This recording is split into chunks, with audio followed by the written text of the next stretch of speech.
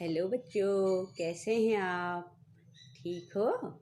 चलिए बच्चों, आज मैं आपको एक कहानी सुना रही हूँ जिस कहानी का नाम है गीदड़ों की चालाकी। एक बहुत बड़ा जंगल था। उस जंगल में एक दुष्ट हाथी रहता था। वो रोज वहाँ पर गीदड़ों को मारता था। अब सारे गीदड़ परेशान हो गए। उसने कहा, यह हाथी इतना बड़ा है और हम सब गीदड़ों को मारता है, हम इससे कैसे बच सकते हैं? इसके लिए गीदड़ों ने एक उपाय सोचा। उन्होंने एक सभा बुलाई बच्चों। सारे गीदड़ जो है इकट्ठे हो गए। अब उन्होंने अपने आपस में विचार विमर्श किया। उन्होंने कहा, भाई बताओ, उस हाथी को हम कैसे मार सकते हैं? कोई उपाय सुझाओ। किसके मन में कोई उपाय है? तो सारे गीदड़ों ने अपने अपने उपाय बताए, लेकिन उनको कोई उपाय अच्छा नहीं लगा जिससे वो हाथी को मार सकते थे। अंत में एक कोने पर एक बूढ़ा गीदड़ बैठा हुआ था। ऐसे उस बूढ़े गीदड़ ने कहा, एक उपाय हम बताएं? तो गीदड़ों ने कहा, हाँ बताओ। उन्होंने कहा, आओ मैं सबके कान में बताता हूँ मेरा उपाय क्या है। तो उसने सारे गीदड़ों के कान में अपना उपाय बता दिया। इसके लिए उसने कहा, अब चलो मेरे साथ, हाथी के पास चलते हैं। तो बच्चों सारे गीदड़ हाथी के पास गए। अब उन्होंने, हाथी जो है बड़ा गुस्से में था, उसको तो भूख लगी थी, उसे आज कोई गीदड़ दिखा नहीं। उसने कहा, तुम कहाँ से आ रहे हो? मुझे भूख लगी है। मैंने कहा, महाराज शांत रहिए, आप तो इतने बड़े जंगल के राजा हैं, लेकिन आपके पास राजमुकुट नहीं है।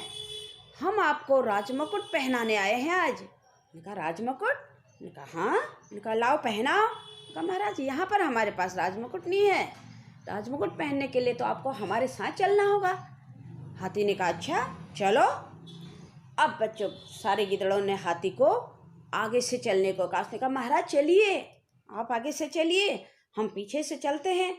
अब हाथी तो मस्ती में झूमते हुए, राजमुकुट पहनने के ख्यालों में झूमते हुए चलता गया चलता गया चलता गया।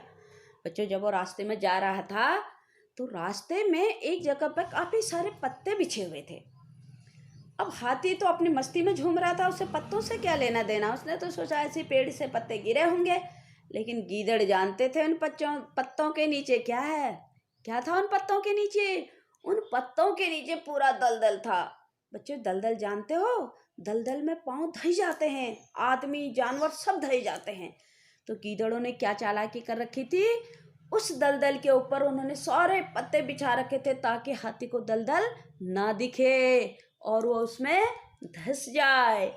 अब जैसे ही हाथी अपनी मस्ती में झूमते हुए जा रहा था, तो जैसे उसने पत्तों के ऊपर पैर रखा, उसके पैर दलदल में धंस गए। अब वो छटपटाने लगा, अपने को निकालने की कोशिश करने लगा, लेकिन जितना वो छटपटाए पैर दलदल में अंदर को और धंसते गए और धंसते धंसते धंसते हाथी की मौत हो गई।